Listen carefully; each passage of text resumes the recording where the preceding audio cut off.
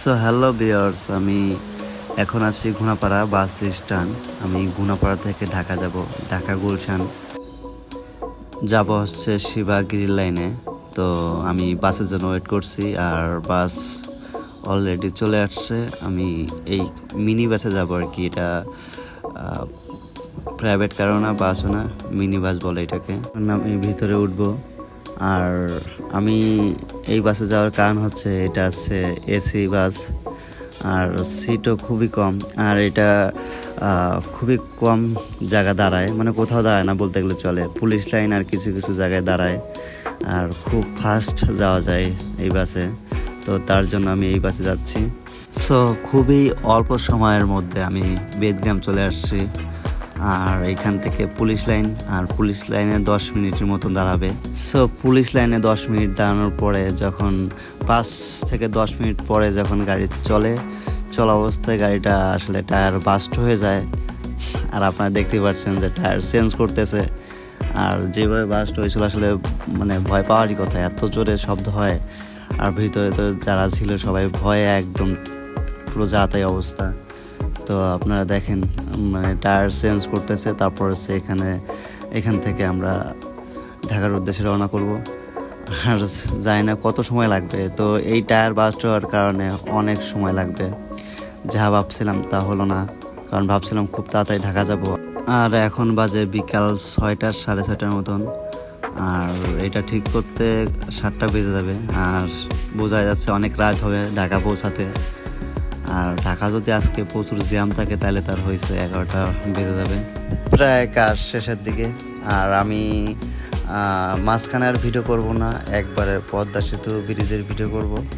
আর তৎক্ষণিক ride হয়ে যাবে। তো আমি আবারও চলে আসলাম পদ্মা সেতু ব্রিজের উপরে। আর আপনারা হয়তো ক্লিয়ারলি দেখতে পারতেছেন না, কারণ বাসের যে গ্লাসটা, এই গ্লাসটা অনেক ময়লা পড়ছে, এই কারণে ঘোলা লাগতেছে। আর তার উপরে বৃষ্টি পড়তেছে গুড়ি গুড়ি। তো আমি যেটুকু পারি সেইটুকু আমি শ্যুট নিচ্ছি।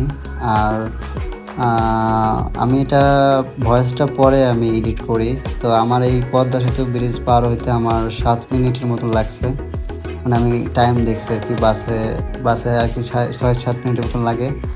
আর যদি আগের মতন হইতো যে লঞ্চ পারাপার বা ফেরি পারাপার যদি যাইতে হতো, তাহলে আধা ঘন্টা লাগতো শুধু ফেরি পারাপার হইতে। আর লঞ্চে তো অল্প সময়ের ভিতরে চলে যাওয়া যেত আর কি, 20 মিনিট 25 মিনিটের মতন। আর এই হলো অবস্থা। আমাদের এই পদ্মা সেতু হওয়ার কারণে অনেক সময় বাঁচে আর অনেক সুবিধা হয়। আগে তো আপনার ঢাকা গেলে দেখা যাচ্ছে একদিন লেগে যেত যদি প্রচুর জ্যাম থাকতো আপনার ঘাটে। আর এখন তো একদিনই ঢাকা যে আবার ফিরে আসা যায় দিনে মানে।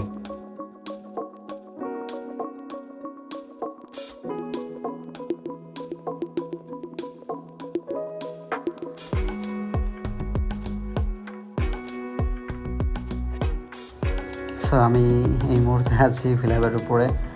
আর ফ্লাইওভারের উপরে আসলে প্রচুর জ্যাম ছিল। এখানে আসলে জ্যাম থাকে না, তো আজকে জানি না কেন এত জ্যাম। আর আপনারা দেখতেই পাচ্ছেন যে রাস্তায় কতটা পরিমাণ পানি আটকে আছে। অল্প বৃষ্টি হয়েছে তার কারণে এই অবস্থা। আরও অনেক জায়গায় আরও অনেক জল আটকে আছে। এটা তো খুবই সামান্য। আর এই গেল ঢাকা শহরের বিষয়, একটু বৃষ্টি হলে এমনি এই অবস্থা। সো গাইস, আমি আমার জায়গা মতো পৌঁছে গেছি, বাড্ডা লিং রোড। আর এখান থেকে আমি গুলশান যাব। আমি আমার ফ্রেন্ডের আগে ফোন দিচ্ছি। সো গাইস, আমার ভিডিওটা এই অবধি। যারা ফেসবুক পেজ থেকে দেখছেন তারা প্লিজ আমার ফেসবুক পেজটা ফলো করে দেবেন। আর যারা ইউটিউব থেকে দেখছেন তারা প্লিজ সাবস্ক্রাইব করে রাখবেন। ধন্যবাদ সবাইকে।